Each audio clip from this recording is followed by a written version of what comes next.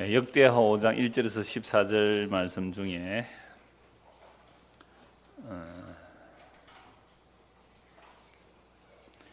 13절, 14절 두 절만 우리 같이 읽겠습니다. 13절과 14 두 절 같이 읽읍시다.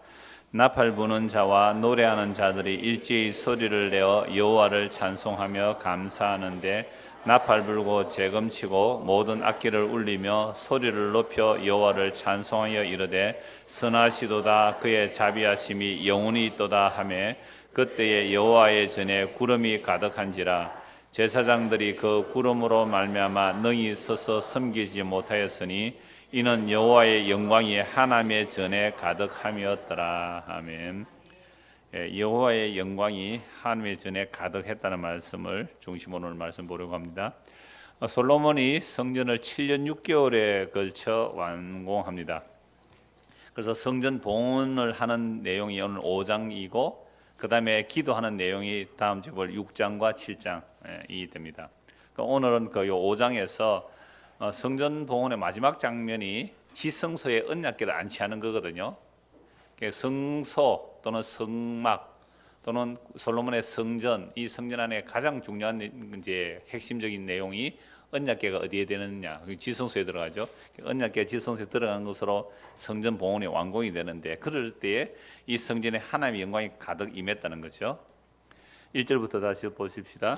역대하 5장 1절. 솔로몬이 여호와의 전을 위하여 만드는 모든 일을 마친지라. 이에 솔로몬이 그의 아버지 다윗이 드린 은과 금과 모든 기구를 가져다가 하나님의 전 곳간에 두었더라. 이제 성전이 완공되니까 모든 기구들을 제자리에 다 비치를 했다는 거죠. 그리고 금과 은들도 성전 주변에는 방들이 많아요. 그 방들에 이런 금과 은도 다 갖다 놓았죠. 2절입니다. 이에 솔로몬이 여호와의 언약궤를 다윗성 곧 시온에서부터 메어 올리고자 하여, 다윗성보다 성전이 지대가 조금 높다는 게 이해가 되겠죠. 그렇게 크고 뭐 그런 건 높고 하는 거 아니에요. 다윗성에서 옛날에 다윗이 언약궤를 다윗성에 임시 텐트를 만들고 거기에 언약궤를 모셔 놓았기 때문에 이제 그 다윗성에서 예루살렘 성전이 완공되었으니까 예루살렘 성전으로 성전을 메어 올리는 거죠. 수레에 안 싣고 제사장이 메어 올리죠. 아버지가 하는 거 봤겠죠. 자, 그래서 이렇게 메어 올리고 모든 지파와 이스라엘의 장로와 모든 지파의 우두머리 곧 이스라엘 자손의 족장들 다 예루살렘으로 소집하니 7째 달 절기에 이스라엘 모든 사람이 다 왕에게로 모이고, 7째 절기는 초막절에 가까운 때입니다. 이스라엘 장로들이 이름에 레위 사람들이 궤를 매니라. 궤와 해막과 장막한 모든 거룩한 기구를 메고 올라가되 레위인 제사장들은 그것들을 메고 올라가매 솔로몬 왕과 그 앞에 모인 모든 이스라엘 회중이 궤 앞에서 양과 소로 제사를 드렸으니 그 수가 많아 기록할 수도 없고 셀 수도 없었더라. 성전 봉헌식에 뭐 어마어마한 제물도 드렸겠죠. 모든 이스라엘 백성은 장로 지도를 모아서 성전 봉헌식을 하는 겁니다. 7절입니다. 제사장들이 여호와의 언약궤를 그 처소로 메어 드렸으니 곧 본전 지성소 그룹들의 날개 아래라. 이건 자주 말씀드렸죠. 성전에 가면 지성소 가기 전에 성소가 있고 성소 안에 지성소가 있는데 지성소에 언약궤를 메어 놓는 것이 이제 성전 봉헌의 마지막 순서가 되는 거죠. 그래서 언약궤를 본전 지성소 그룹들의 날개 아래, 그러니까 이 천사의 날개 형상인데 그룹이 있고 그 위에 언약궤를 두고 그 언약궤 뚜껑은 속죄소라 그러죠. 속죄소 뚜껑 거기에 이제 안치를 하는 거죠. 언약궤를 제대로 이제 안치를 한 겁니다. 그룹들이 궤 처소 위에서 날개를 펴서 궤와 그 채를 덮었는데 그 채가 길어서, 언약궤는 채를 양쪽에 고리를 만들어서 깨고 다니니까 그 채가 이제 밖에서 보이는데 본전 앞에서는 보이나 바깥에서는 물론 보이지 않죠. 그 궤가 오늘까지 그곳에 있으며, 그런데 역대하는 이때 언약궤가 있어요, 없어요? 없어요. 이거는 바로베론 폴에서 돌아와서 이스라엘 역사를 다시 돌아보면서 성전 중심으로 교류를 하기 때문에 언약궤가 없는데도 왜 오늘까지 있다고 이렇게 표현을 했을까요? 아니, 없어요. 지금 언약궤가 없는데 왜 오늘까지 언약궤 있다고 얘기했을까요? 바벨 포로 갈 때 언약궤 다 사라져 버렸거든요. 그러니까 야긴과 보아서 성전 앞에 기둥은 부숴서 바빌론 약탈해 갖고 노바도도 깨서 갔는데 언약궤에 대한 언급은 없어요. 언약궤도 약탈해 갔다는 말은 없거든요. 언약궤가 안 나타나고 어떤 성전이 파괴된 언약궤 없어요. 그런데 이 지금 역대기 기자가 바빌론에서 돌아왔는데 언약궤가 뭐라고 그래요? 아직까지 있다라고 얘기했잖아요. 없는데 왜 이렇게 말했을까요? 이렇게 성경을 보신다면 목사하셔도 될 거예요. 예, 여러분 가운데 자, 이것은 열왕기상을 그대로 인용한 거예요. 역대기는 열왕기상을 그대로 인용한 거예요. 인용하더라도 언약궤가 없는 걸 알았다면 없다고 해야 되는데 왜 이대로 했을까요? 열왕기상 8장 그대로 인용한 내용이거든. 인용했는데도 없는데 왜 있다고 했을까요? 여러분, 언약궤는 사라져도 하나님 언약은 영원한 거예요. 하나님 언약궤 없어도 하나님 언약이 계속되고 있다는 것을 보여요. 그걸 위해서 사실은 이 역대기를 기록해요. 우리는 하나님의 일을 다 망치고 나라가 망했고 언약궤도 다 사라져 버렸지만 하나님의 약속이 영원하기에 오늘 우리는 다시 예루살렘으로 돌아와서 성전도 재건하고 돌아온다는 게 역대기 기자의 시각이거든요. 아주 중요한 내용입니다. 나중에 오늘 그 언약궤와 성전에 나타난 영광에 대해서 좀 말씀을 살펴볼 건데요. 자, 그래서 가장 간단하게는 열왕기상을 그대로 인용해 왔기 때문에 이대로 했고 언약궤가 없다 할지라도 상관이 없다는 거죠. 왜? 하나님의 약속이 영원하기에. 이건 이제 나중에 에레미야 시언자가 연결하면 이 말씀이 자연스럽게 이제 이해가 되실 겁니다. 자, 그래서 궤 안에는 두 돌판 외에 아무것도 없으니. 언약궤 안에 두 돌판에 아무것도 없다고요? 또 출애굽기하고 보면 뭐도 넣으라 그래요? 만나 항아리도 있고 아론의 삭는 지팡이도 있는데, 근데 히브리서 9장에 보면 또 나와요.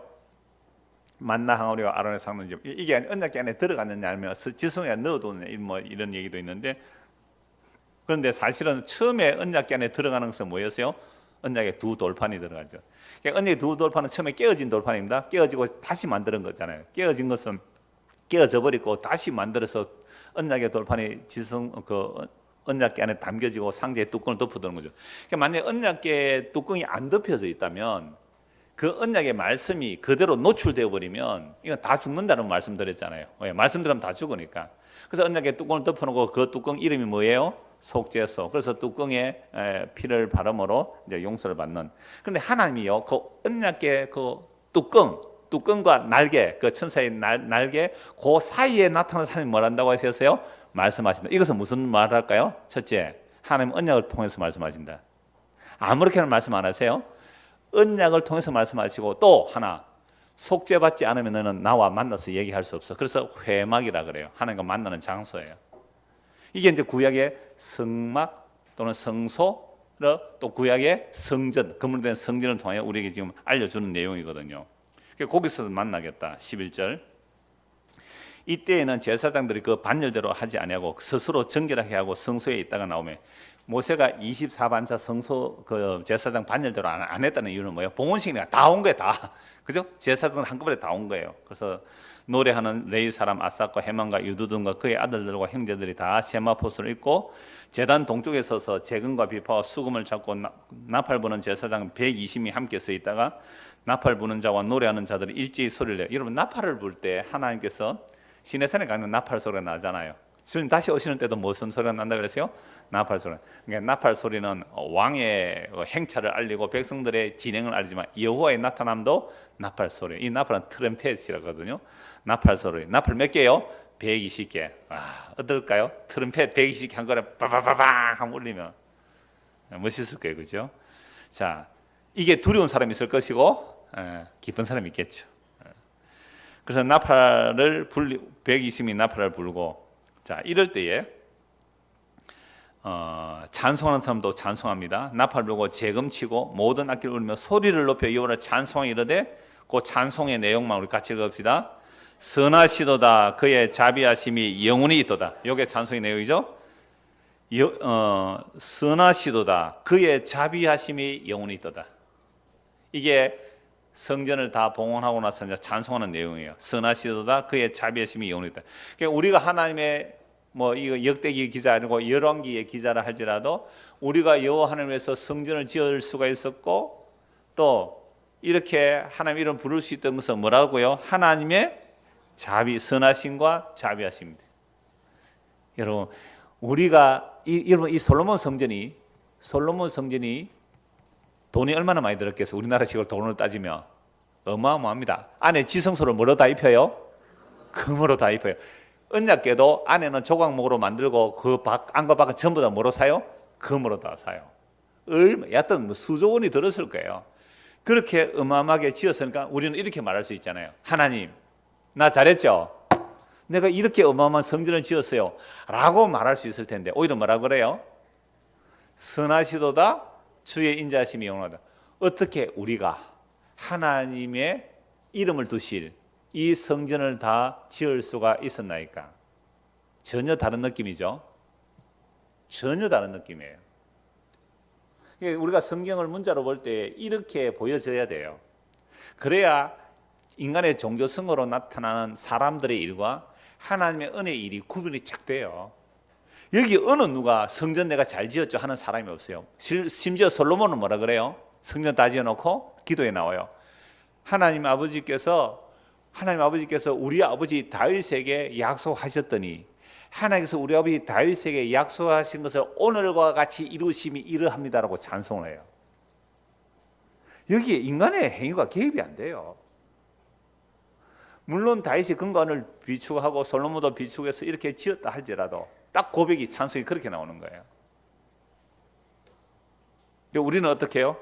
뭐 어줍잖은 좁은 거 하나 해놓고도 안 날아주면 이때 드는 병 이름이 무슨 병이에요? 아시네요. 섭섭병이라고. 나이가 들수록 이 섭섭병이 더 많아진답니다. 딱 한 개 보세요. 이게 이제 성경이 하나님의 은혜대로 이제 기록된 내용을 볼 수 있는 거죠. 자비용을 하면 그때에 여호와의 전에 구름이 가득한지라. 그때 여호와의 전에 구름이 가득해요. 제가 이런 말씀을 보면서 오늘 오전에 오면서 그 라디오 극동목사 라디오 설교 어떤 목사 이렇게 설교 지난주가 뭐 맥주 감사절인가 다 그렇게 설교하잖아요. 감사를 선불로 해래요. 감사를 선불로 하라 그래요. 다윗이 미리 감사하고 갔다고 선불로 감사하래. 전반기도 감사할 뿐 아니라 후반기도 선불로 감사하면 여러분들이 기도하고 소원하고 또 계획하고 프로그램 한 모든 것들이 하나님께서 은혜를 베풀어 줄 거라고. 이게 무슨 글이에요? 그런 내용이 없어요. 그래서 여호와의 선하심과 그 자비하심이 영원히 있다고 찬송한 거예요. 성전을 그렇게 지어놓고 그때 여호와의 전에 구름이 가득하게 임해져. 제사장들이 그 구름으로 말미암아 능히 있어서 섬기지 못하였으니 이는 여호와의 영광이 하나님의 전에 가득함이라. 여러분 이렇게 그 하나님의 영광이 나타났는데 왜 빽빽한 구름으로 하나님의 영광이 함께 이렇게 나타나는 걸까요? 성막을 만들었을 때도 지금 성전입니다. 솔로몬 성전 만들 거고 성막 만들었을 때 이렇게 하나님의 영광이 나타나요. 출애굽기 40장을 한번 보십시다. 출애굽기 40장. 지금 성전에 가득 찬 영광입니다. 제목이 주제가 성전에 가득 찬 영광을 보는 거죠. 출애굽기 40장 34절입니다. 자, 모세가 구약의 성막을 다 만들었어요. 성막을 다 만들고 나서 무슨 일이 일어난지 한번 보십시다. 구름이 회막에 덮이고 여호와의 영광이 성막에 충만하며 모세가 회막에 들어갈 수 없었으니. 자, 출애굽기에서는 이스라엘 출애굽하고 나서 모세가 성막에 대한 설계도를 받아옵니다. 출애굽 가장 많은 내용이 성막의 설계도 받아온 내용과 성막의 설계도대로 만드는 내용이 거의 대부분의 출애굽기는 그게 후반부 다를 차지하죠.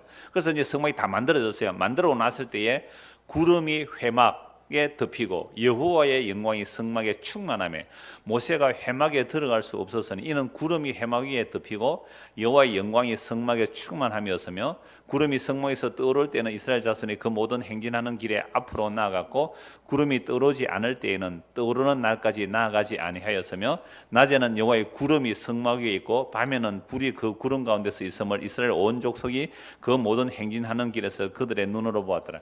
광야 40다 구름 기둥 불 기둥이 인도했는데요. 성막 즉 회막 위에도 뭐가 가득했다고요? 구름이다. 그래서 이걸 구름을 그냥 우리가 하늘을 보는 저런 구름일까? 그런 구름일까요? 아니겠죠. 그래서 이걸 셰키나에서 하나님의 영광의 임재, 하나님의 자기를 가지고 온다 이렇게 표현을 하는데요. 여러분들 교동문 43번 한번 보십시오. 교동문 43번 오늘 오전에 읽었던 교동문인데요.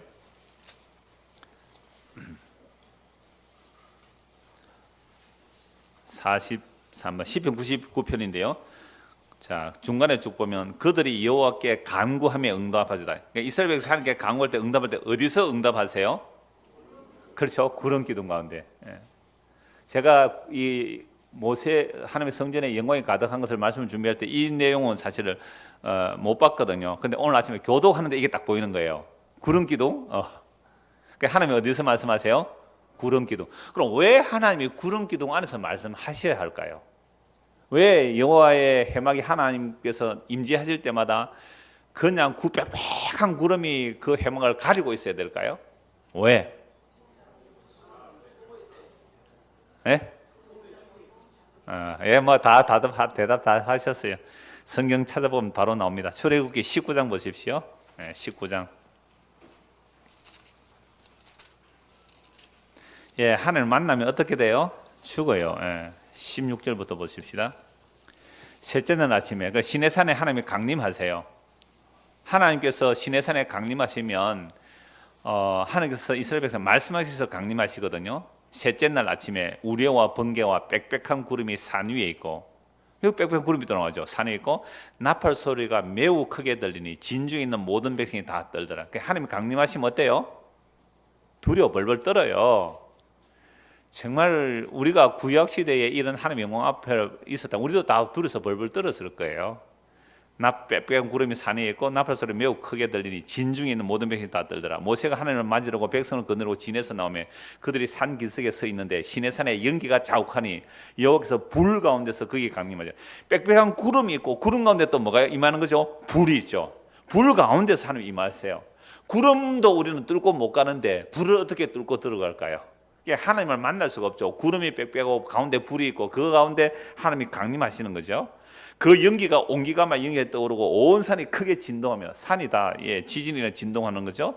나팔 소리가 점점 커질 때에 모세가 말한 즉 하나님의 음성으로 대답하시더라. 뭐로 대답했다고? 음성으로. 여호와께서 시내산 곧 그 산 꼭대기에 강림하시고 모세를 그리로 부르시니 모세가 올라가며 여호와께서 모세에게 이르시되 내려가서 백성을 경고하라. 백성이 밀고 들어와 나 여호와께로 와서 보려고 하다가 많이 죽을까 하노라.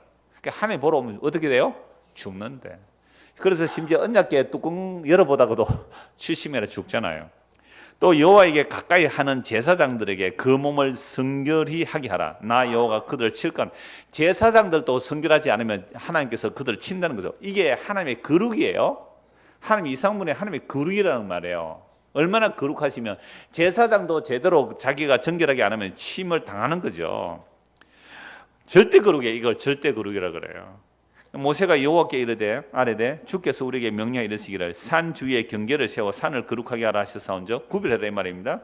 백성이 시내산을 오르지 못하리이다. 여호와께서 그에게 이르시되 가라 너는 내려가서 아론과 함께 올라오고 제사장들과 백성에게는 경계를 넘어 나 여호와에게로 올라오지 못하게 하라. 내가 그들을 칠까 하노라. 모세가 백성에 내려가서 그들에게 알리니라. 그러면 시내산에 강림할 때에 빽빽한 구름 그 가운데 또 불 가운데 하나님이 강림하시는데 왜 빽빽한 구름 안에서 이렇게 강림하셔야 되는 겁니까? 죄인이 하나님을 뵙게 되면 죽는 거예요. 그런데 오늘날도 우리는 하나님이 이렇게 나타나면 좀 좋겠다는 생각을 할 때가 있습니까? 있을 거예요. 왜?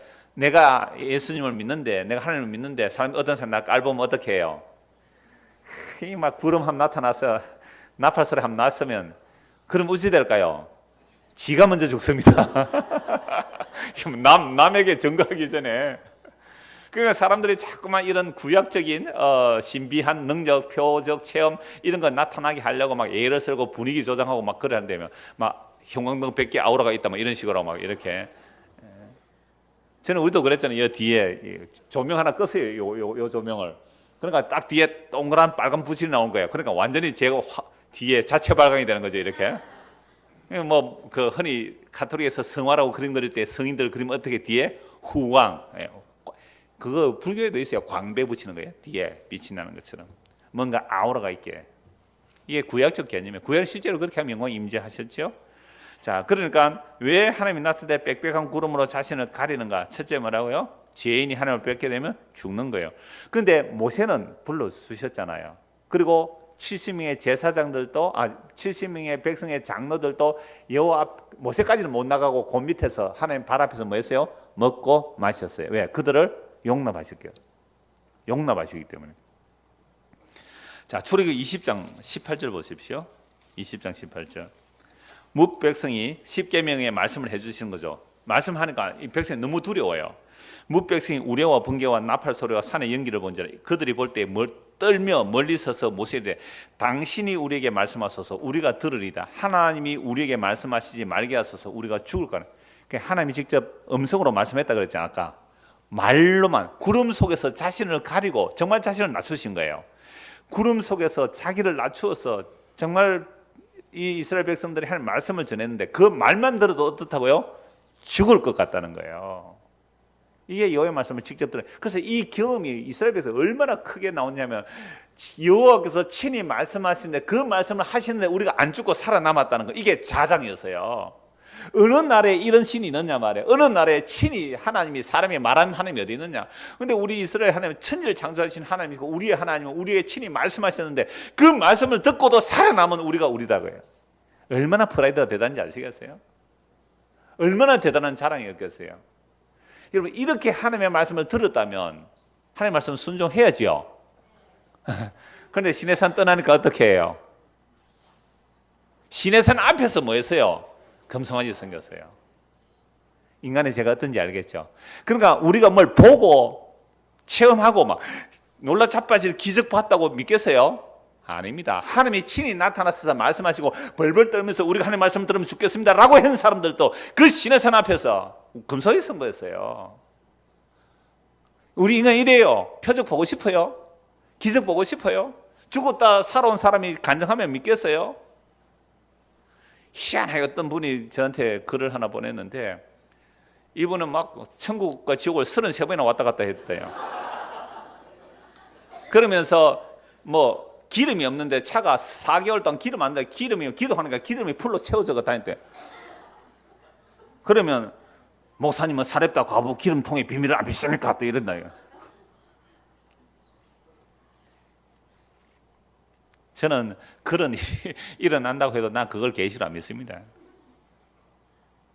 속지 마시란 말이에요. 그러니까 자꾸만 하나님의 영광이 뭔지를 모르니까 이런 영광을 추구하는 거예요. 이런 영광. 예? 그죠? 하나님의 영광이 뭔지를 모르니까 이런 영광을 추구하는 거예요. 그래서 옛날에 뭐 이재록십니까? 자, 저 손을 보십시오. 내 생물이 손바닥에 있으면 이래서 막 조명해가지고 이 뒤에. 그런 거 안 보셨어요? 사람들이 하나님의 진짜 영광이 어딘지를 모르니까 자꾸만 표적, 울림, 나팔 소리 막 이런 걸 보려고 하죠. 그럼 하나님께서 정 원하면 보여줍니다. 뭐 하기 위해서? 심판하기 위해서. 심판하기 위해서 보여줘요. 진리의 사랑을 받지 않고 진리를 사랑하지 않는 자들 하고 심판받기 위해서 대선후사에 그들에게 표적을, 기적을 그렇게 나타낸단 말이죠. 십자가 물론 완성하고 난 이후에 그런 헛된 표적 구하면요, 예수님께서 말씀하셨잖아요. 요나의 표적에는 보여줄 게 없다고요. 자, 이러한 놀라운 표적과 기적, 그래서 하나님의 영광을 보면 죽게 돼요. 그리고 아까 지사님 말씀하셨는데 이사야 45장 15절 한번 찾아보시죠. 이사야 45장 15절입니다.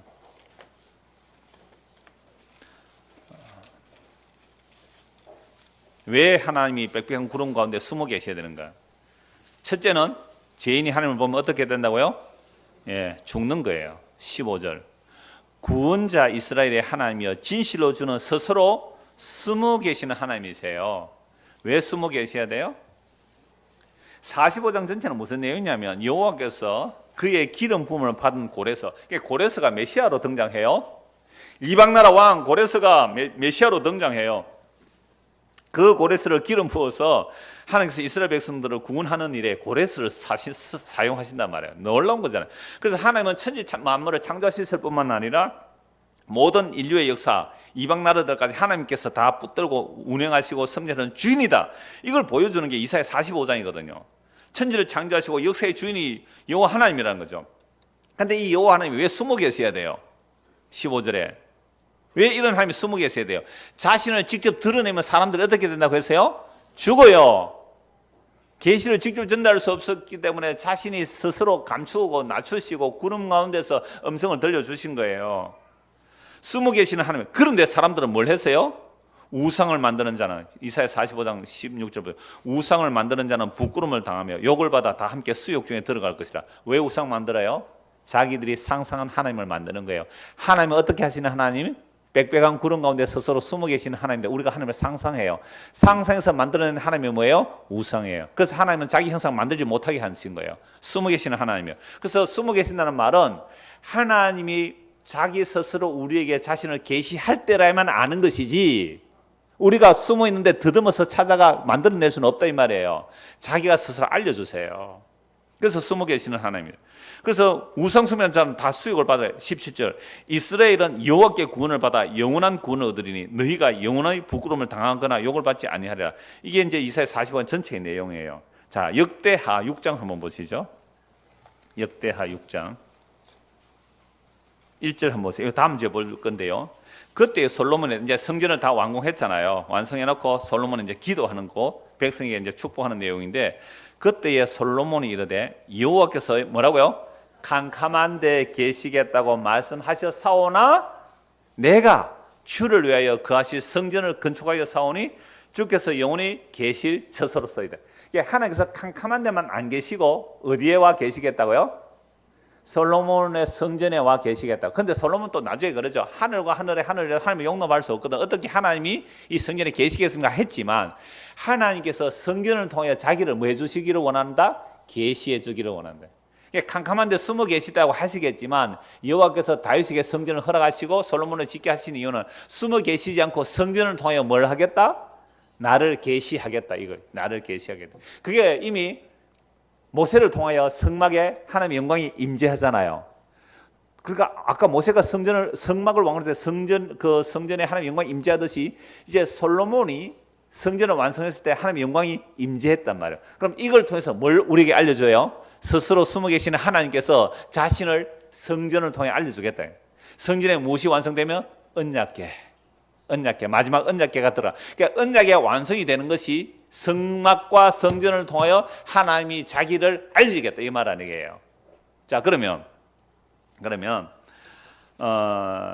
역대기에서는 이미 뭐가 없어진 시대라 그랬어요? 언약궤가 없어진 시대거든요. 언약궤가 없어졌어요. 성전이 사라졌어요. 왜 사라지는지 열왕기상 9장을 한번 보십시다. 열왕기상 9장입니다.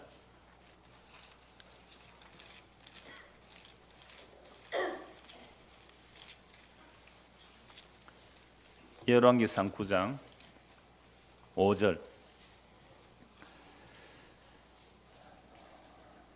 내가 네 아버지 다윗에게 말하기를 이스라엘의 왕위에 오를 사람이 네게서 끊어지지 아니하리라 한대로 너 이스라엘의 왕위를 영원히 경고하게 하려니와 만일 너희나 너희의 자손이 아주 돌아서서 나를 따르지 아니하면 내가 너희 앞에 둔 나의 계명과 법도를 지키지 아니하고 가서 다른 신을 섬겨 그것을 경배하면 내가 이스라엘을 내가 그들에게 준 땅에서 끊어버릴 것이요 내 이름을 위하여 내가 거룩하게 구별한 이 성전이라도 내 앞에서 던져버리리니. 지금 열왕기상 8장도 무슨 내용이에요? 솔로몬이 성전을 완공하고 나서 성전을 봉헌하고 하나님께 여호와 하나님께서 솔로몬에게 계시하는 내용이에요. 너희가 만약에 나의 언약을 배반하고 우상을 섬긴다면 내가 7절 내가 이스라엘을 내가 그들에게 준 땅에서 끊어버릴 것이고 내 이름을 위하여 내가 거룩하게 구별한 이 성전. 그럼 이 성전 누가 구별했어요? 여호와 하나님이 성전 허락했으니까 구별한 이 성전조차도 어떻게 해버리겠다고요? 내 앞에서 던져버리겠다는 거예요. 하나님이 성전을 막 장난감 들듯이 잡아서 던져버리겠다는 거죠. 성전을 던져버리겠대요. 누가 말했어요 이거? 하나님께서 성전을 던져버리겠다.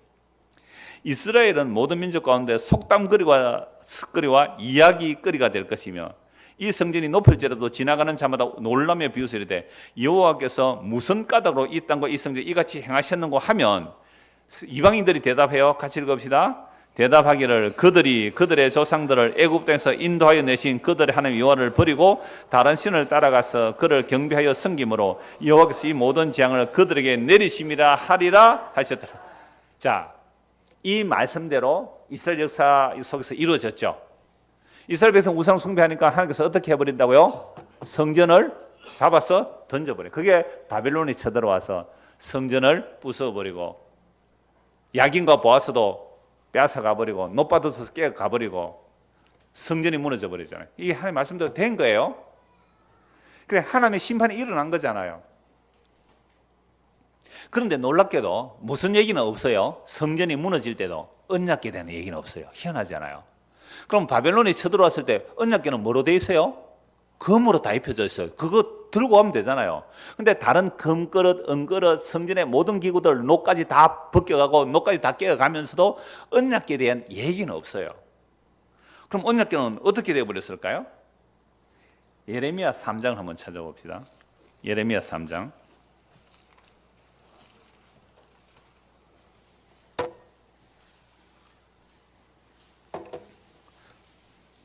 6절입니다.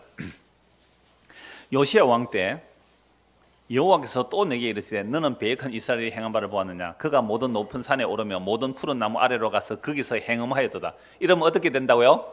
성전을 하나님께서 던져버린다 했잖아요. 열왕기상 8장에서. 그가 이 모든 일들을 행한 후에 내가 말하기를 그가 내게로 돌아오리라 하였으나 아직도 내게로 돌아오지 아니하였고 그의 반역한 자매 유다는 그것을 보았느니라. 북이스라엘이 우상숭배에서 망했잖아요. 그렇다면 남유다는 정신 차리고 돌아와야 되는데 남유다도 안 돌아와요. 내게 배역한 이스라엘이 간음을 행하였으므로 내가 그를 내쫓고 그에게 이혼서까지 주었으되. 이스라엘은 북이스라엘입니다. 북이스라엘 우상숭배를 많이 했기 때문에 하나님께서 뭐 해버렸다고요? 이혼 정서를 줬어요. 이혼 정서를 줬다는 게 뭐예요?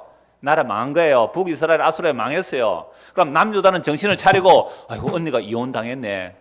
동생이 나는 이혼 안 당하도록 신랑한테 잘해야지. 뭐 이래야 되는데 이놈의 여동생 남유다가 더해 북이스라엘보다. 그런데 놀랍게도 이 남유다에게요 이혼서를 안 줬대요. 우리가 이혼정서 마태복음에서 한 거 기억나세요? 이혼정서를 받아도 수백 번 수천 번 받아도 마땅한데 이혼정서를 안 줬다니까요. 하나님께서. 마태복음에 한 거 다 잊어버리니까 지금 기억이 안 나는 거예요. 자, 내게 배역한 이스라엘이 간음을 행했으므로 내가 그를 내쫓고 그에게 이혼서까지 주었으되 그의 반역한 자매 유다가 두려워하지 아니하고 자기도 가서 행함함을 내가 보았노라. 그러니까 벌이 더 심하다 이거죠. 그가 돌과 나무와 더불어 행함함을 가볍게 이기고 행함하여 이 땅을 더럽혔거늘 이 모든 일이 있어도 그의 반역한 자매 유다가 진심으로 내게 돌아오지 아니하고 거짓으로 할 뿐이라. 여호와의 말씀이라. 잘못했어요. 잘못하는 것이 뭐라고요? 거짓으로. 이 종교적 의식으로 했다. 종교적 의식으로. 여기서 내게 이르시되 배역한 이스라엘은 반역한 유다보다 자신이 더 의로움이 나타났나니. 그죠? 예, 유다보다 북이스라엘 더 낫다 이 말이에요.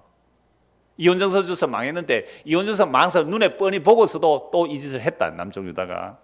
너는 가서 북을 향하여 이 말을 선포하여 이르라. 여호와께서 이르시되 배역한 이스라엘아 돌아오라. 나의 노한 얼굴을 너희에게로 향하지 아니하리라. 나는 긍휼이 있는 자라. 노를 한없이 품지 아니하느니라. 여호와의 말씀이라. 여러분 이스라엘 백성들이 끊어짐으로 이방인 우리가 접붙여졌다는 말씀 로마서 9장에 아시죠? 창감나무가 잘려짐으로 돌감나무 우리가 접붙여지는 거죠. 자, 너는 오직 네 죄를 잡아가라. 이는 네 하나님 여호와를 배반하고 내 길로 달려 이방인들에게로 나아가 모든 푸른 나무 아래로 가서 내 목소리를 듣지 아니했습니다. 여호와의 말씀이라. 푸른 나무 아래 우상숭배한 거예요. 여호와의 말씀이라. 배역한 자식들아 돌아오라. 나는 너희 남편입니다. 내가 너희를 성읍에서 하나와 족속 중에서 둘을 택하여 너희를 시온으로 데려오겠고. 이미 북이스라엘은 망했어요, 안 망했어요? 망했잖아요. 그런데 가서 돌아오라고 하면서 배역한 자식들아 돌아라. 내가 너희 남편이라는 거죠. 이혼정서 줘서 내보냈는데 다시 돌아오게 하겠단 말이에요. 북이스라엘 통해. 이건 장차 남유다에 하실 일을 또 말씀하시는 거예요. 그래서 어떻게 데려와요? 성읍에서 하나, 족속 중에서 둘, 창원에서 하나, 진해에서 하나, 마산에서 하나. 한 족속에서 창원시에서 3명. 구에 한 명 해도 안 되네요. 5개 구가 되니까. 그렇게 데리고 오겠다는 거죠. 내가 또 내 마음에 합한 목자를 내게 주겠다. 그렇게 데려오는데 그렇게 데려온 자들을 남는 자라 그랬잖아요. 그런 자를 다스릴 목자를 내가 주겠다는 거죠. 이 목자는 누가 와야 되겠죠? 예, 하나님 마음에 합한 목자 예수님이 오셔야 되죠. 그냥 여기는 물론 복수로 말합니다. 그에게 목자들이 있으니까 목자를 너에게 주리니 그들이 지식과 명철로 너희를 양육하리라. 그러니까 목자가 오면 진짜 목자가 오면 우리를 명철과 지식으로 우리를 양육해 가실 거예요. 자, 여호와의 말씀입니다. 너희가 이 땅에서 번성하여 많아질 때에는 사람들이 여호와의 언약궤를 다시는 말하지 않을. 자, 그러니까 완전히 망해서 성읍에서 하나, 족속에서 둘씩 이렇게 진짜 목자가 이렇게 모아내면 그때는 무슨 얘기를 안 한다고요? 언약궤를 말하지 않는데요. 언약궤를 말하지 않는데요. 말하지 않을 것이요, 생각하지 않을 것이요, 기억하지 않을 것이요, 찾지 않을 것이요, 다시는 만들지도 않는데요. 희한하잖아요. 언약궤를 기억도 안 하고 말하지도 않고 만들지도 않겠대요. 언제? 나라가 망해서 다시 포로에서 돌아오게 되었을 때에는 언약궤는 말도 안 하고 기억도 안 하고 만들지도 않는데요. 왜 그래요? 왜 이렇게 하세요? 그때에 예루살렘이 그들에게 여호와의 보좌를 일컬으며 예루살렘이 보좌를 일컬으며 모든 백성이 그리로 모이리니 곧 여호와의 이름으로 말미암아 예루살렘 모이고 다시는 그들의 악한 마음에 완악한 대로 그들이 행하지 않을 것이며 그때 유다 족속 이스라엘 족속과 동행하여 북에서부터 나와서 내가 너희 조상들의 기업으로 준 땅에 그들이 함께 이르리라. 이게 바로 말일에 온 백성들이 시온으로 몰려오리라 그랬거든요.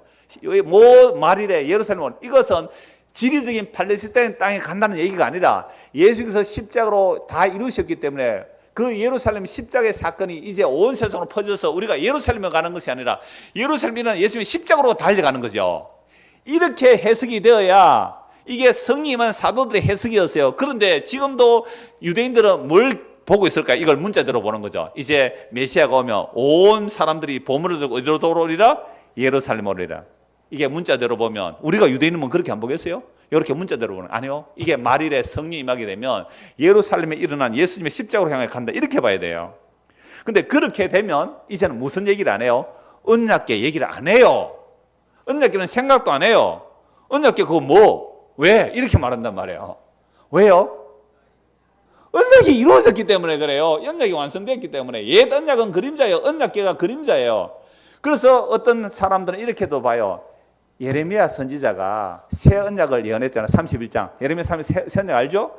그 새 언약을 얘기했기 때문에 언약궤를 말하잖아요. 그래서 바벨론이 쳐들어왔을 때에 예레미야가 언약궤를 막 부숴버린 거 아닌가? 그래 감히 부술 수는 없겠죠. 그래서 어느 비밀한 동굴에 숨겨놓은 것은 아닐까 추측할 수 있죠. 왜? 언약궤가 바벨론 포로 잡혀간 거 끌려간 거 아니니까, 뺏긴 게 아니니까. 그럼 언약궤 어디 갔을까? 예레미야가 어디 숨겨놨을 거야. 그래서 뭐 성서 고고하는 사람 박사들이 예루살렘 골고다 언덕 밑에 동굴에 파고 들어간 거예요. 언약궤가 발견됐대. 저도 그 동영상 봤는데 보신 분 언약궤가 발견되었다.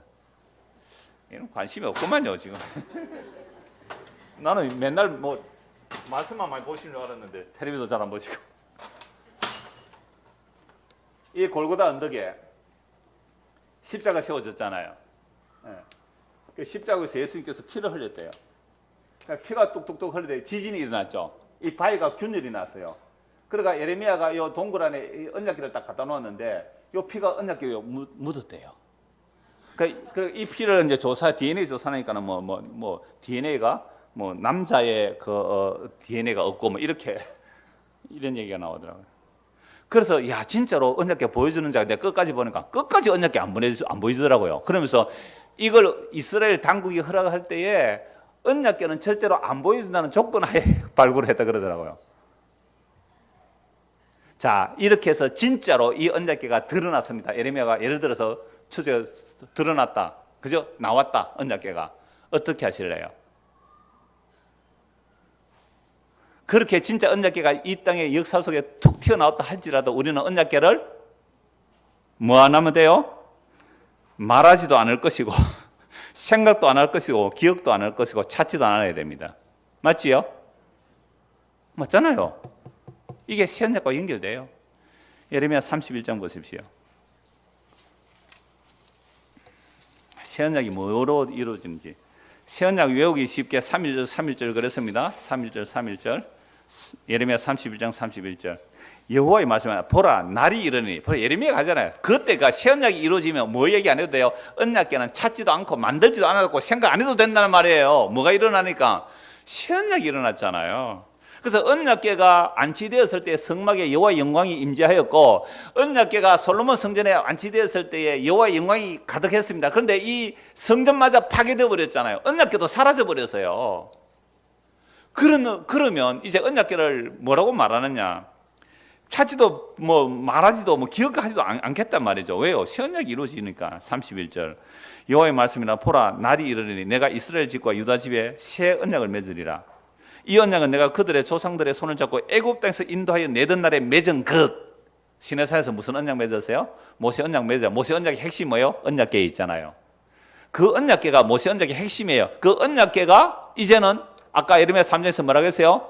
찾지도 않고 만들지도 않고 생각도 안 하고 기억도 안 한단 말이에요. 왜? 새 언약이 오니까. 그래서 그때는 내가 손을 잡고 끄집어낸 같이 안 하겠다. 내가 그들의 남편이 되어서도 그들이 내 언약을 깨뜨렸습니다. 그래서 이혼정서 줘봤단 말이에요. 북이스라엘. 그럼 남유다가 정신 차리고 나는 이혼 안 당해야지 하면서 남편에게 잘했어요. 더 했어요. 남유다는 더 했어요. 에스겔에서 보세요. 남유다는 더 해요. 북이스라엘보다 더 한다니까요. 그러니까 이거는 이혼정서 줘서 될 일이 아니구나. 이거는 어떻게 해야 돼요? 내가 니하고 새로 결혼을 하겠는데 이제는 내가 네 안에 들어가겠다. 이제 내가 네 안에 들어가. 전에는 내가 네 손을 잡고 나왔는데 율법을 줬는데 이제는 내가 말씀이 네 안에 들어가겠다. 이게 무슨 언약이요? 새 언약. 그럼 언약궤가 아니라 언약궤가 상징하는 그 언약이 우리 안에 왔는데 언약궤 또 만들어요? 정신없는 이야기죠. 왜 만들어요 그거? 예레미야 3장에서 안 만든다 그랬는데, 찾지도 않는다 그랬는데, 근데 무슨 제3전을 얘기하고 그 언약궤 만들어서 들어간다는 얘기를 해요. 이건 뭘 안 믿는 거예요 결국은? 새 언약. 예수님께서 십자가로 다 이뤘다는 그 약속에 있어서 안 믿으니까 그런 짓을 하는 거예요 지금. 이러한 말씀의 근거, 이런 확신이 없으니까 언약궤 나왔다 그러더래. 저거 이제 제3전 지으면 이제 저거 성전에 들어간다 그러더래. 그러면 솔로몬의 성전에 영광이 나타나는 것처럼 영광이 나타나는데, 그러면 모든 백성들이 그리로 다 몰려갈 거야. 구약에 있어요 없어요? 다 있어요. 이사야, 예레미야 이런 말씀들 보면 시온으로 몰려간다는 얘기가 다 나와요. 문자대로 보면 다 그렇게 봐요. 오늘 오전에도 말씀드렸잖아요. 하나님 나라는 예수님이 하늘에 등극하셨고 그 자신의 살과 피를 주고 자기 백성을 삼으신 자들에게 지금 하나님 나라가 임한 거잖아요. 지금 여기서 하나님 나라가 임한 자들이 영원한 시간으로 새 땅에 들어가는 것이지, 지금 여기서 안 들어가고 그거 눈치 보고 기다렸다가 준비해서 들어가려고요? 그런 얘기 아니잖아요. 그래서 33절 그러나 그날 후에 내가 이스라엘 집과 맺을 언약 일하니 곧 내가 나의 법을 그들의 속에 두며 그들의 마음에 기록하여 나는 그들의 하나님이 되고 그들은 내 백성이 될 것이라. 여호와의 말씀이라. 34절 같이 읽읍시다. 그들이 다시는 각기 이웃과 형제를 가르쳐 이르기를 너는 여호와를 알라 하지 아니하리니 이는 작은 자로부터 큰 자까지 다 나를 알기 때문이라. 내가 그들의 악행을 사하고 다시는 그 죄를 기억하지 아니하리라. 여호와의 말씀이라. 이게 예레미야 3장하고 연결되죠. 다시는 언약궤 얘기 안 해도 되고, 언약궤 앞에 피 뿌리라, 언약궤 앞에 제사 지내라 이런 말 안 해요. 만들지도 않고 생각도 안 하고 기억도 안 해요. 왜? 새 언약은 우리 안에 새겨지거든요. 예수 십자가로 다 이루시고 그 성령 우리에게 부어주시니까 그 새 언약의 완성이 우리 안에 들어와 있어요. 그러니까 내가 새 언약의 백성이 되는데 무슨 언약궤를 또 말해요. 옛 언약을 왜 또 말하느냐 말이에요. 그래서 이제 새 언약이 완성됐다는 거, 이거 스님이 너무너무 잘 알잖아요. 예수께서 최후의 만찬 때 뭐라고 말씀하세요? 이 잔을 받아 마시라. 이는 내가 너희의 죄 사함을 위하여 흘리는 바 곧 언약의 피라. 예수님의 살과 피가 새 언약의 완성이에요. 그 언약의 피를 먹고 마시는 거. 오늘 우리도 지금 예수님의 말씀을 먹고 마시는 것이 새 언약의 그 완성태를 먹고 마시는 시간이에요. 그럼 이런 자들은 언약궤가 뭔 상관이 있어요? 그러므로 언약의 완성태, 그 언약궤가 지성소에 들어가고 성막이나 성전에서 언약궤가 들어갔을 때에 성전에 하나님의 영광이 가득했다는 것은 이제 하나님의 언약이 완성되는, 하나님의 언약이 완성되는 그 십자가에 뭐가 나타나요? 하나님의 영광이 나타나야 되잖아요. 그런데 놀랍게도 그 십자가에 가시적인 하나님의 영광이 보입니까? 안 보입니까? 안 보인다는 거예요. 그 십자가에 하나님의 가시적인 영광이 안 보여요. 왜? 그 십자가에 다 이루시 우리 안에 오시기 때문에 그래요. 가시적인 영광이 아니에요. 겉으로 드러나는 영광이 아니에요. 그래서 만약에 지금도 솔로몬의 그 성전의 영광 그런 걸 추구한다면 이 사람은 아직도 모세의 수건이 가려져 있는 거예요. 모세의 수건이 가려져 있기 때문에 보이는 것, 들리는 것 이런 쪽으로 자꾸만 추구하는 거예요. 그래서 성령이 임하게 되면 아무런 표적과 기적이 아닌 오히려 실패하고 저주받아 죽은 예수님의 그 십자가가 하나님의 영광인 줄 알고 그 예수님이 하늘 보좌를 버리고 이 땅에 사람으로 오신 그 예수님을 보고 은혜와 영광과 진리가 충만하다고 고백을 하게 돼요. 근데 사도들이 예수님의 표적과 기적을 보고 따라갈 때는 와, 예수님이 하나님의 아들이라 그랬는데, 그런데 십자가에서 다 저주하고 도망갔잖아요. 그래서 드디어 성령이 임하게 되니까 이제 사도들이 이 땅에 몸으로 오신 예수님이 하나님의 은혜와 진리가 충만하다는 고백을 하는 거예요. 요한복음 1장을 봅시다. 요한복음 1장 14절입니다.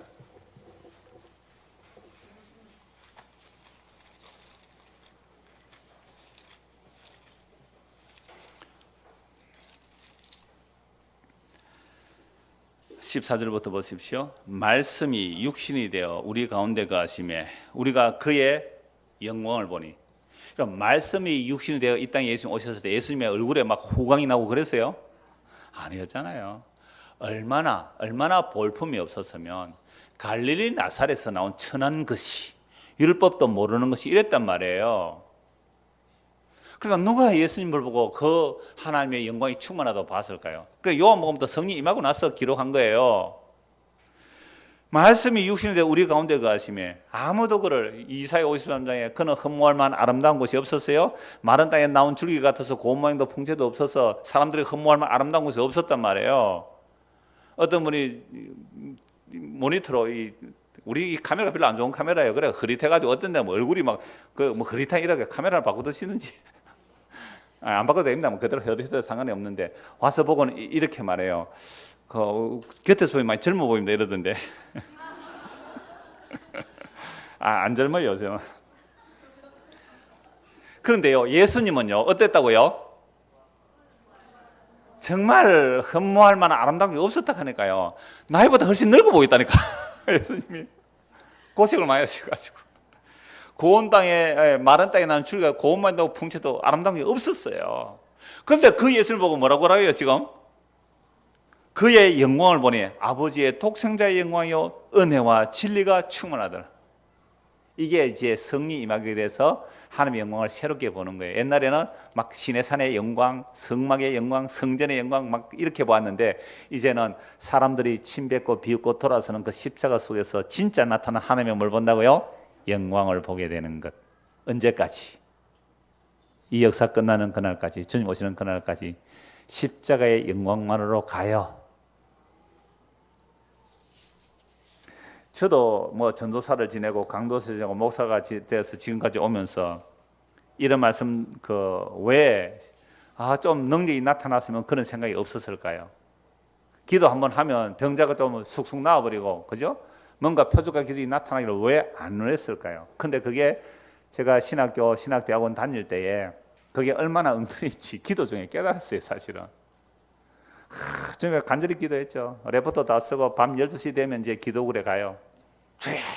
기도하고 양지 그 뒷동산에 기도굴들이 있어요. 기도하러 가는데 막 기도하는데 하나님의 능력을 달라고 기도하잖아요. 제가 신학교 가기 전에 복음을 알았다 그랬잖아요. 그래 함에도 불구하고 신학교 가니까 그렇게 돼요 또. 그러니까 신학교 가지 마세요. 신학 가려고 고구마는 신대원 준비한 두 사람인데 막 되도록이면 가지 마세요. 그냥 전도사로 복음 전하고 사세요. 잘 들으세요 두 사람. 말립니다 제가 그때 잠시 얘기했죠. 전도사로서 교육전도사로서 그 석폭에 주일학교 교사만 50명이어서요 별로 안 놀라시더라고요. 이래도 그 당시에 주일학교 교사만 50명이었습니다. 그러니까 주일학교 평소에 한 200~300명이 나왔거든요. 성경학교 500~600명이 나왔어요. 성경학교 하면 500~600명이 나왔어요. 그거 제가 담임 교육 전도사였어요. 그때 신대원 할 때 레포터 다 써놓고 쭉 기도를 한 거예요. 능력을 주십시오. 자문자답이 일어났어요. 자문자답이 너 능력 받아서 뭐 할래? 지금보다 더 주일학교가 더 크고 번성해. 그래서 뭐 할래? 그래야 능력 있는 전도사가 되잖아요. 그렇게 뭐 할래? 그럼 큰 교회 가겠죠? 능력 있는 부흥시키는, 이야, 주일학교를 막 배가시켰다 이렇게 소문이 나야 제가 강도사 인을 받고 담임 목사님 서로 막 큰 교회에서 막 스카우트 해갈 거 아니에요? 이런 욕심이 있었더라는 거예요. 저는 정말 신학 가기 전에 청각 때 복음이 무엇인지 좀 알았단 말이에요. 그리고 교회가 이러면 안 된다고 그렇게 갔을지라도 결국 현장에 뛰다 보니까, 그죠? 현장에서 사역을 하다 보니까 진짜 우리 전사님은 내가 단 한 번도 주일학교 몇 명 묻지를 않아요, 제가. 제가 그 결심을 했거든요. 제가 또 제가 부목사로 있을 때에 제가 전혀 부흥에 대한 프로그램을 얘기를 안 하고 그랬더니 그 부장 장로님이 그랬어요. 주일학교 부장 선생님. 그러면 전사님 나중에 목사님 되면 그렇게 안 할 거예요, 그래요. 그래, 나 그렇게 안 할 겁니다, 네, 그랬어요.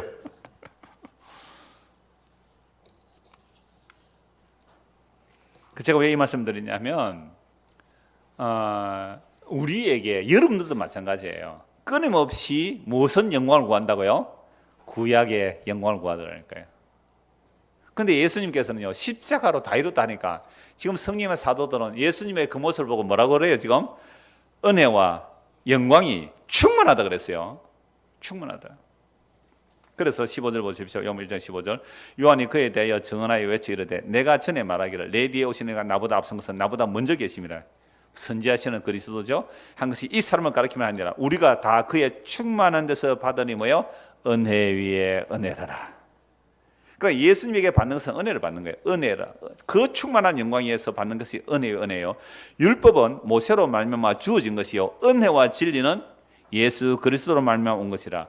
본래 하나님을 본 사람이 없어되 아버지 품속에 있는 독생하신 하나님이 나타내셨느니라. 본래 하나님을 보면 어떻게 되었어요? 죽어요.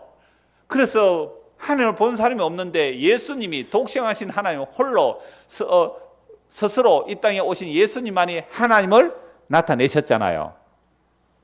이거 굉장히 놀라운 내용이에요. 구약에서 그 영원히 계신 하나님이 직접 나타나는 사람이 다 죽어요. 그래서 그 하나님이 사람으로 오신, 말씀이 육신으로 오신 예수님이 하나님을 우리는 볼 수가 없어요. 아까 봤죠? 구약에서 못 봐요. 보면 죽어요. 영적 존재예요. 그런데 그 하나님이 사람이 되어 오셨단 말이에요. 그 사람이 되어 오신 예수님을 보니까 세상에 보통 사람보다 더 못한 모습으로 오셨잖아요. 누가 그걸 하나님이라고 보겠어요? 누가 그걸 영광을 버려두고, 빌립보서 1장에 보면 하나님과 동등듯이나 그 영광을 버려두고 스스로 자기를 비워 무슨 모습으로? 종의 모습으로.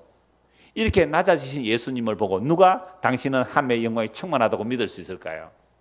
그러니까 세상은 오늘도 사람들은 무슨 영광을 추구해요? 모세의 그 구약이나 그 영광을 추구해요. 이건 바로 세상의 영광과 일맥상통해요. 그런데 정말로 성령이 임하여 십자가로 살리신 예수님의 영이 임한 자들은요, 그게 헛된 영광인 줄 알고 무슨 영광을 구해요? 십자가의 영광을 보는 거예요. 이거 안 보면 가짜예요. 십자가로 다 이뤘다는, 그래서 사람이 싫어서 침뱉고 멸시받고 죽어버린 십자가 안에 나타난 하나님의 영광을 보는 눈이 없다면 아직도 이런 사람들은 모세의 수군의 눈을 가리고 있어서 그래요. 고린도후서 3장을 보십시오. 고린도후서 3장.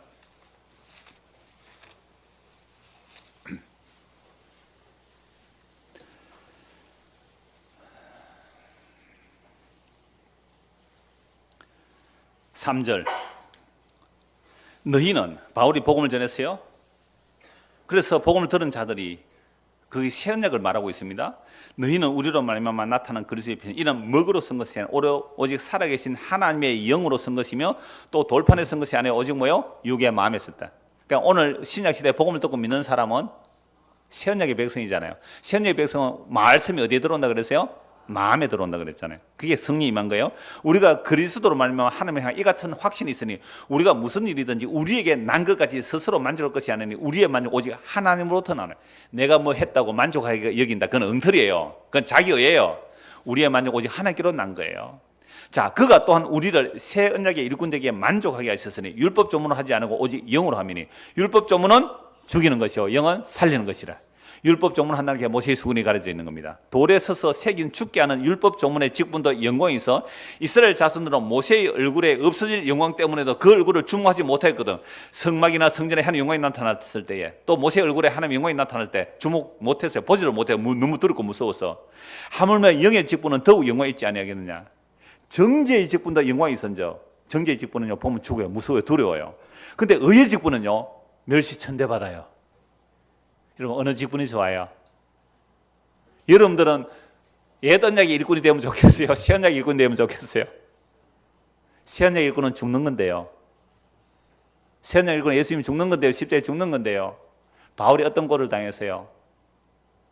만물의 찌기 같은 여김을 받았어요. 만물의 찌꺼기 같은 대접을 받았어요. 살소문까지 끊어졌어요. 사형선고 받은 것 같아요. 사기꾼 같았어요. 속이는 자 같았어요. 그게 새 언약의 일꾼이며 새 언약의 영광입니다. 누가 이 새 언약 일꾼 좋아할까요? 복음 전하는 자기도 안 좋아하고 복음 듣는 사람도 이 영광 안 좋아하더라고요. 누가 이거 좋아해요? 죽는 건데. 상대방을 죽이고 획득하는 것을 좋아하지 내가 죽임당하고 희생하는 것을 누가 좋아하겠어요? 이게 새 언약이에요. 그래서 새 언약은 옛 정죄하는 그때 정죄의 직분인 그 모세의 영광들이 안 나타난다니까요. 그래서 새 언약이라는 것은 당신이 죽임으로, 당신이 죽임당함으로 우리를 구원하시는 것이 새 언약의 일꾼이에요. 그런데 우리는 늘 뭘 구했어요? 날 깔보는 놈들 한번 두고 보자. 하나님의 능력으로 한번 빛을 붙여서 그냥 뽐보기를 한번 보여주겠다고. 이게 정죄의 직분을 요구하는 거예요. 정죄의 직분. 큰일 나는 거예요, 이게.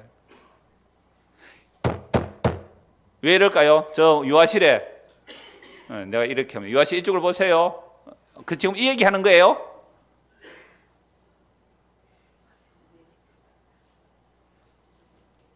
이럴 때는 어떻게 해요? 일어서! 옛날 어떤 그런 분 그런데 사람들은 정죄의 직분을 훨씬 매력이 있어요. 왜? 표적이 나타나요. 기적이 나타나요. 벌벌 떨잖아요. 그게 사람을 죽이는 겁니다. 정죄의 직분 맞잖아요. 그런데 살리는 직분은요, 십자가예요. 자기 죽는 것 외에는 살릴 수가 없어요. 정말 이게 새 언약의 일꾼이에요. 그래서 보세요. 영의 직분은 더욱 영광이 있는데 옛날 그 영광들은 사라지는 직분. 그래서 모세의 얼굴에 광채가 난 것을 수건으로 가렸다 그랬잖아요. 왜 가렸어요? 점점점 광채가 사라지니까 예수님 올 때가 이 광채 사라지는 거 보여주면 안 돼요. 그래서 모세가 수건을 가린 것은 구약의 영광이 예수님 오실 때 가려져 있어야 돼요. 근데 이제 새 언약에 오니까 이 영광이 모세의 수건에 찢어졌어요. 바울도 옛 수건에 가려져 있었거든요. 바울도 모세의 수건에 가려져 있었기 때문에 스데반 돌로 쳐 죽였고 예수 믿는 사람 다 잡아 죽이려고 하세요. 왜? 바울에 무슨 수건이 가려져 있어요? 모세의 수건. 그래서 옛 정죄의 직분 그걸 좋아했어요. 그래서 모세 제대사상 공문 가지고 예수 믿는 사람 잡아 죽이러 가다가 예수를 만났어요. 눈이 멀어버렸어요. 아나니가 기도하니까 3일 만에 눈이 비늘 같은 것이 벗겨졌어요. 이거 육체의 눈이 떠져서 비늘 못 보고 3일 동안 못 보고서 비늘같이 벗겨졌을 뿐만 아니라 이제 옛 언약의 정죄의 직분이 아니라 무슨 직분을 받게 되었어요? 새 언약의 정죄의 새 언약 생명 살리는 직분을 받아요. 그래서 이때부터 바울은 뭐예요? 얻어맞고 고난당하고 핍박당하고 죽임당하는 그 모습으로 간 거예요. 이걸 보고 영광으로 알아보는 사람이 누구일까요? 새 언약의 백성입니다. 너무 분명해요. 제가 어려워요 지금 이 얘기가? 안 어려워요. 구약의 성막의 영광, 성전의 영광과 새 언약의 영광, 언약에 얘기하지 않는 거 쭉 연결시키니까 새 언약의 영광이 이제 뭔지를 보여주는 거예요. 알게 돼요. 그래서 없어질 것도 영광으로 말미암아서 이제 길이 있을 것은 더욱 영광 가운데 있으니까 새 언약의 직분도 이렇게 영광스럽구나. 아니요, 이 역사 속에서는 예수님이 십자가의 모습이에요. 그 십자가를 보고 하나님의 영광과 은혜와 진리가 충만한 것을 보는 사람은 모세의 수건이 벗겨져서 새 언약의 영광을 보는 눈이란 말이죠. 12절 우리가 이 같은 소망이 있으므로 담대히 말하노니 우리는 모세가 이스라엘 자손들에게 장차 없어질 것에 결국을 주목하지 못하게 하려고 수건을 그 얼굴에 쓴 것 같지 아니하노라. 그러나 그들의 마음이 왕과의 오늘까지도 지금 2000년이 지났어요. 복음이 선포되고 오늘까지도 구약을 읽을 때 그 수건이 벗겨지지 아니하고 있으니 무엇을 추구해요? 십자가의 영광을 추구하는 것이 아니라 모세의 영광을 추구하는 거예요. 정죄의 직분이 가졌던 그 영광을 추구하는 거예요. 사람들이 벌벌 떨고 두려워하는 그 영광을 추구하는 거예요. 그건 자기도 죽고 그 말을 듣는 사람도 죽이는 정죄의 직분이에요. 그런데 새 언약의 군은 그 모세의 수건이 찢어져 버려요. 이제 그 수건이 벗기지 않고 있으니 오늘까지도 지금까지도 그 수건은 그리스도 안에서 없어질 것이라. 오늘까지 모세의 글을 읽을 때에 수건이 그 마음을 덮어도다. 이 지금 신대원 공부하는 두 사람 잘 들으세요? 목사라는 이 라이센스를 따가지고 가게 되면요, 어느 날 복음 전한다 복음 안다고 하다가도 어느 날 내가 모세의 자리에 앉을 수 있어요.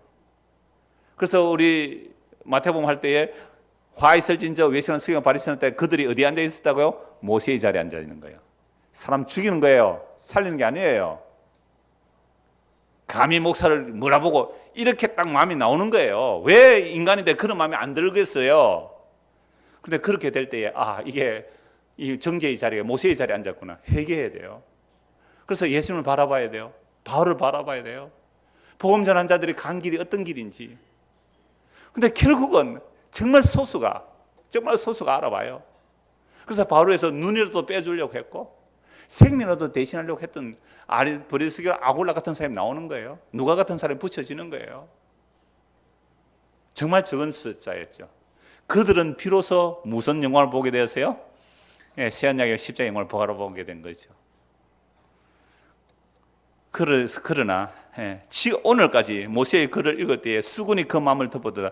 그러나 언제든지 주께로 돌아가면 수군이 벗겨지리라. 주는 영이시니 주의 영이 계신 곳에 자유가 있느니라. 18절 같이 읽읍시다. 우리가 다 수군을 벗은 얼굴로 거울을 보는 같이 주의 영광을 보며 그와 같은 형상으로 변하여 영광에서 영광에 이르니 곧 주의 영으로 말미암아. 주의 영이 임하게 되면요, 예수님의 십자가가 영광인데 그 십자가가 뭐로 연결된다고요? 영원한 영광으로 연결되는데 역사 속에서는 보여요, 안 보여요? 안 보여요. 그래서 서대반 집사가 죽을 때 뭐가 열려요? 하늘이 열리니까 보좌 우편에 영광 중에 계신 예수님 부활하셔서 영광 중에 계신 그 주님을 본 거예요. 영광에서 십자가 연결해서 그 하늘의 영광으로 연결되는 거예요. 영광에서. 근데 역사 끝날까지 이거 안 보여요. 오직 믿음의 눈으로만 보는 거죠. 그래서 베드로전서 4장 12절 보십시오. 너무나 정확합니다. 영광의 영이 어디에 머물러 있는지. 베드로전서 4장 12절입니다.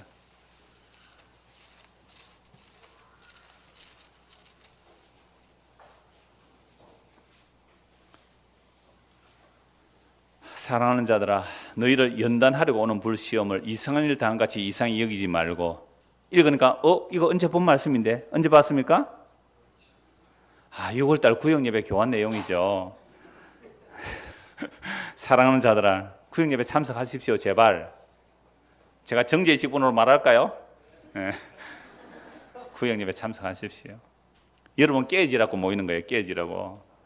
사랑하는 자들아, 너희를 연단하려고 오는 불시험을 이상한 일 당하는 같이 이상히 여기지 말고 오히려 너희가 그리스도의 고난에 참여하는 것으로 즐거워하라. 이는 그의 뭘 나타낼 때? 영광. 그럼 지금 현재는 이 역사 속에서 성도는 새언약 일꾼은 뭐로 나타나요? 고난으로 나타나요. 근데 주님께서 뭘 나타내세요? 영광을 나타내실 거예요. 그 영광을 나타내실 때 너희로 즐거워하고 기뻐하게. 그럼 이 역사 속에서 그리스도와 함께 고난을 받는 그런 자들은 주님 오시는 그날에 영광에 들어갈 것이지만 아직도 모세의 수군이 가려져서 이 세상의 영광을 취하고 있다면 그 사람은 주님 오시는 그날에 어떻게 해요? 그 영광에서 떠날 거예요. 어렵지 않죠? 쉬워요. 간단해요. 이건 모세의 영광만 아니라 세상의 영광을 추구해도 마찬가지예요.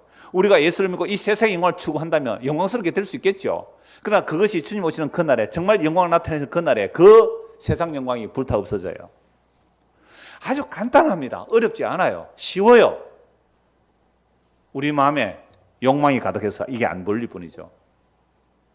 우리 마음에 또 자기 이름에 대한, 자기 자존심에 대한 그 욕심들이 가득하니까 이 말씀이 안 보일 뿐이에요. 안 보이면 회개하셔야 돼요. 십자가 앞에 정말 자신을 돌아보고, 주여 나는 세상에 헛된 영광을 구하였습니다.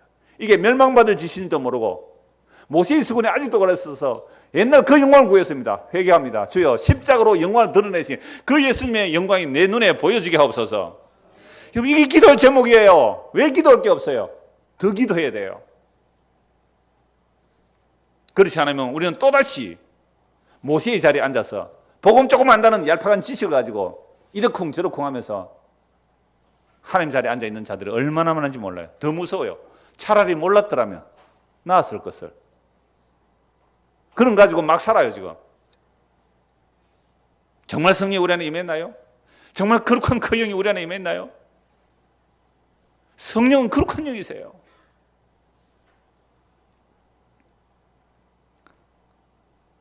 (14절) 같이 읽읍시다. 14절 시작. 너희가 그리스도의 이름으로 치욕을 당하면 복 있는 자로다. 영광의 영 곧 하나님의 영이 너희 위에 계심이라. 여러분, 이 복음 때문에 욕 얻어 먹으십시오. 이 십자가의 복음 때문에 욕 얻어 먹으십시오. 치욕을 당하십시오. 야, 너 예수 믿는 꼴이 왜 그래? 손가락질 당하십시오. 그러나 정말로 예수 이름 때문에 고난받는 그 고난받는 현장에 누가 임하여 있어요? 영광의 영이 거기 함께 있다. 이건 누가 봐요? 아무도 못 봐요. 그런데 그 정말 예수 이름 때문에 고난받는 그 본인은 알아요. 그 예수 이름 때문에 이런 정말 핍박받고 욕 얻어 먹었다면 그 본인은 알아요. 그 핍박과 고난 가운데 말할 수 없는 영광의 기쁨이 그 안에 있어요. 사람들이 미쳤다 그럴 거예요. 이 소망이 있어요. 그래, 그거. 그래서 돌을 던져서 피가 터져 머리가 깨지는 그 스데반이 고난받는 그 자리에 영광의 영이 함께하니까 주여 저들의 죄를 사하소서. 저들이 알지 못하게 하나이다. 여러분, 이 정도 돼야 천국 갑니다. 제가 이걸 우리가 수련해서 닦아낼 예용을 하신 게 아니에요. 이게 진짜 영광에 들어가는 자의 길이에요. 그런데 우리는 어떤 길을 원했어요? 예수 믿고? 이런 영광 원했어요? 남편도 어느 날 무릎 탁 꿇고 여보 내가 그동안 잘못해서 당신이 믿는 예수 나도 믿을게 막 이렇게 나올 줄 알았죠? 안 그런다니까요. 네 예수 믿을래 네 믿을래 선택해 이런다니까. 죽으세요. 죽는 길 외에는 방법이 없어요. 정말 죽는 길 외에 방법이 없어요. 이 마귀야 그러지 말고 머리에 손대 이 마귀 새끼야 물러가라 이러지 말고 정말 죽었어요. 그 외에는 복음이 전해질 방법이 없어요. 이 역사 속에 복음 전해질 죽는 걸 외에는 없어요. 그래서 놀랍죠? 그 영광이 고난받아 치욕당하는데 그 주님의 영광이 머물러 있대. 그거 보여요 여러분들? 십자가에 고난받는 그 주님의 십자가에 하나님의 영광이 지금 함께 있는 게 보여요. 서대한 돌 맞은 데 하나님의 영광이 그게 보여요? 안 보여요. 치욕으로 보여요. 사람들은 수치로 보여요. 근데 주님의 영광이 거기에 함께 머문대요. 이게 성경의 약속이에요. 이게 새 언약의 완성으로 나타난 이 세상에서 영광이에요. 한 거 보고 마무리하죠. 요한계시록 5장입니다.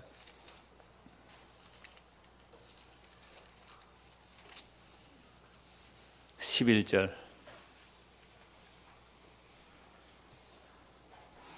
(9절부터) 보죠. 새 노래가 나와요. 새 노래. 그들이 새 노래를 불러 가로되. 새 언약의 백성만이 새 노래를 부릅니다. 새 노래를 부르는데 9절 10절 같이 읽읍시다. 시작. 두루마리를 가지시고 그 인봉을 떼기에 합당하시도다. 일찍이 죽임을 당하사 각 족속과 방과 백성과 나라 가운데서 사람들을 피로 사서 하나님께 드리시고 그들로 우리 하나님 앞에서 나라와 제사장들을 삼으셨으니 그들이 땅에서 왕노릇하려다. 한번 보세요. 지금 우리가 이 땅에서 무슨 노릇해요? 왕노릇. 어떤 왕요? 어떤 왕? 새 언약의 왕노릇하는 자들이에요. 구약의 정죄의 직분을 가지고 호령하는 자리가 아니에요. 모든 성도가 다 그렇게 부름받은 거예요. 죽음으로 섬기는 그 왕같은 제사장의 부름을 받은 거예요. 그래서 찬송이 일찍 죽임당한 어린 양, 일찍 죽임당해서 각 족속과 백성과 방과 나라 가운데서 사람들을 피로 사서 하나님께 드리는데 하나님께 피로 사서 드린 그들이 우리 하나님 앞에서 뭐가 돼요? 하나님의 나라가 되고 하나님의 제사장이잖아요. 우리가 하나님 나라 하나님 제사장이에요. 주님 오시는 그날까지 이 땅에서 왕노릇하는 거예요. 죽는 왕이에요. 죽는 왕. 섬기는 왕이에요. 희생하는 왕이에요. 자, 내가 또 보고 들으며 보좌의 생물들과 장로들과 둘러선 많은 천사의 음성이 있으니 그 수가 만만이요 천천이라. 12절 13절 12절 10절 같이 읽어봅시다. 큰 음성으로 이르되 죽임을 당하시는 어린 양은 능력과 부와 지혜와 힘과 존귀와 영광과 찬송을 받으시기에 합당하도다 하더라. 내가 또 들으니 하늘 위에와 땅 위에와 땅 아래와 바다 위에와 또 그 가운데 모든 피조물이 이르되 보좌에 앉으시니와 어린 양에게 찬송과 존귀와 영광과 권능을 세세토록 돌릴지다 하니 내 생물이 이르되 아멘 하고 장로들은 엎드려 경배하더라.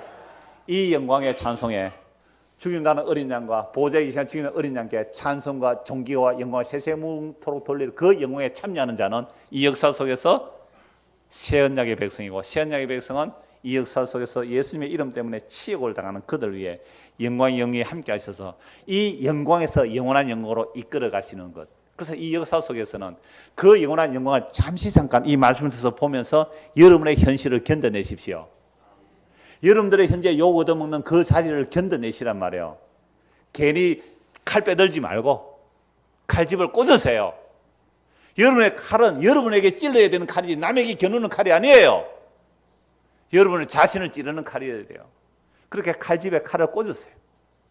그리고 그 영광이 이 말씀을 잠깐 보여줄 때에 이제 십자가의 영광에서 그 영광으로 연결되는 그 역사 과정이 우리에 남아있어요.